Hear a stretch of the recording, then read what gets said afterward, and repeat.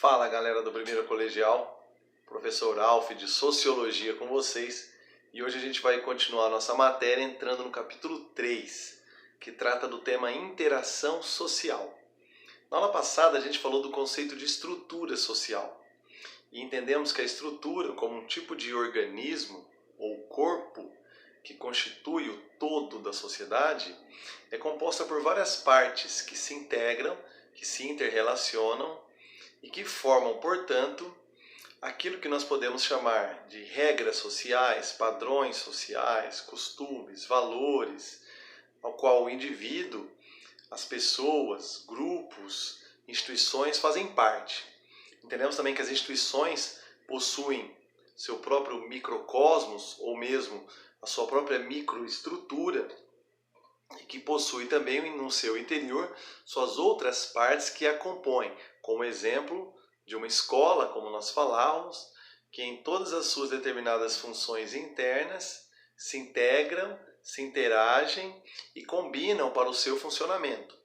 Sociólogos como Emile Durkheim, Robert Merton, Karl Marx buscaram pensar o funcionamento da estrutura, suas permanências, suas previsibilidades, suas leis e regularidades internas e também suas transformações, suas mudanças no contexto dinâmico que compõe a sociedade.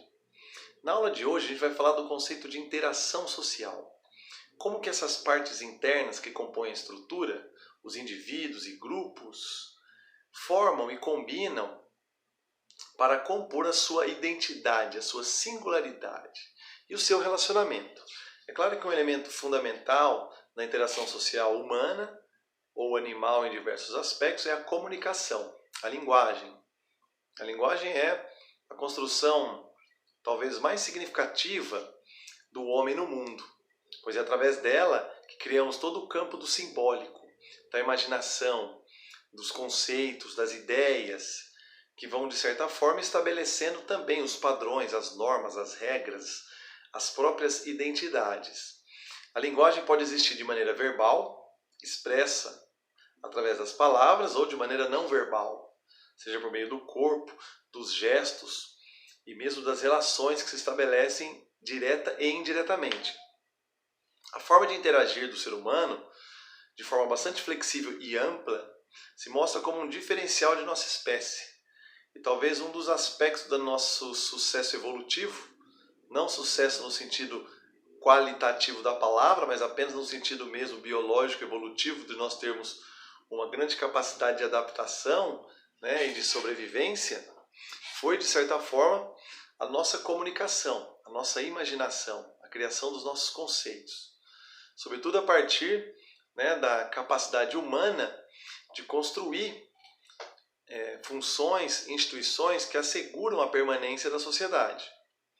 Através da linguagem, o ser humano é capaz de uma relação flexível e ampla em que ele constrói modelos que vão, de alguma forma, assegurar a estrutura da sociedade.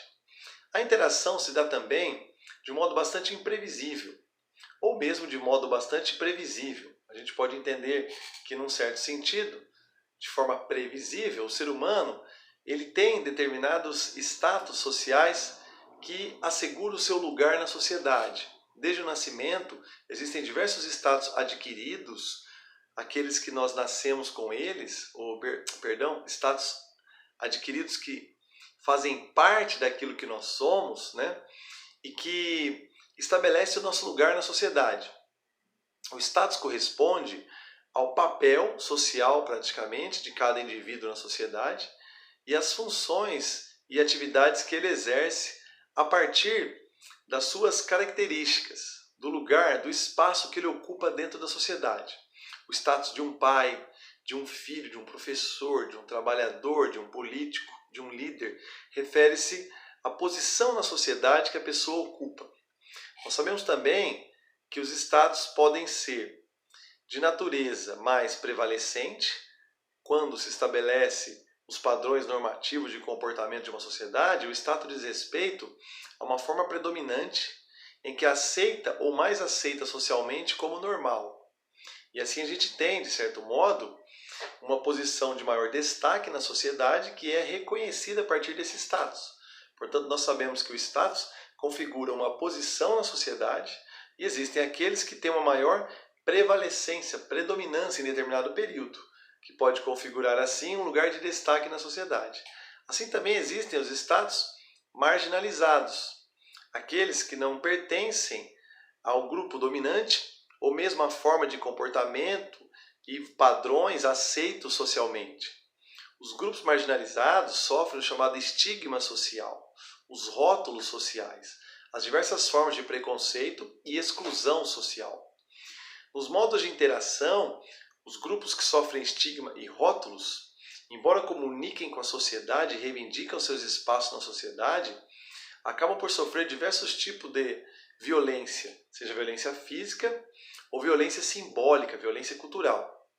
É nesse aspecto que é importante entender o ser humano como um ser que, em conflito constantemente consigo e com os outros, e em permanente tensão, busca afirmar a sua identidade e construir o seu espaço na sociedade.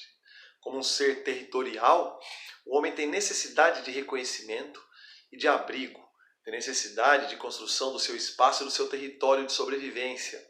E é assim que os diversos grupos sociais se organizam. Nas sociedades urbanas mais atuais, marcadas principalmente por organização em grupos, em chamadas tribos ou comunidades, existem diversos grupos que buscam, através de novas formas de interação, construir e afirmar a sua identidade no espaço social, sobretudo grupos minoritários, que apesar de existirem em grande quantidade numérica, são minoria na relação de desvantagem social e, de certa forma, pela fragilidade ou vulnerabilidade social, como vários grupos que a gente conhece de natureza afetiva, de natureza étnica, como os grupos organizados em torno de um ideal que busca, por meios de familiaridade e reciprocidade, cooperar em defesa de uma causa. Podemos falar das comunidades LGBT, dos negros, dos movimentos feministas, dos diversos grupos indígenas, e como que essas minorias étnicas também buscam afirmar o seu papel na sociedade.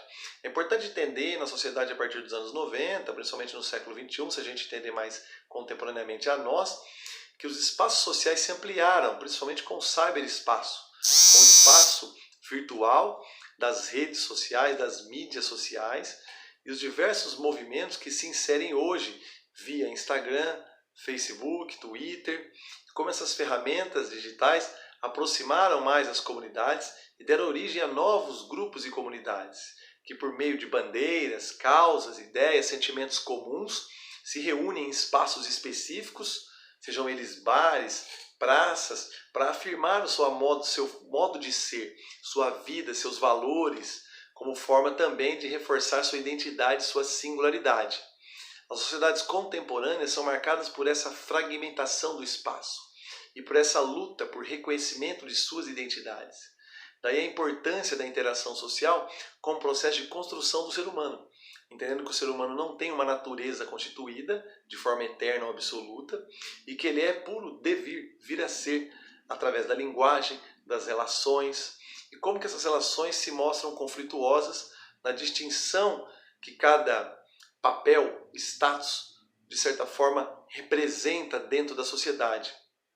Na próxima aula online que nós tivermos, vamos falar desse tema, relacionando ao capítulo 2, que temos aqui uma intersecção aí de assuntos entre a estrutura social e as interações sociais, e buscarei explicar melhor para vocês esses conceitos de forma um pouco mais profunda que nós falamos agora, principalmente o conceito de papel, status, estigma, que são fundamentais na compreensão da nossa própria sociedade. Valeu, meninos! Vou ficando por aqui, um beijo. Leiam então o capítulo 3 da apostila, façam os exercícios, tragam dúvidas e logo estaremos juntos. Beijo!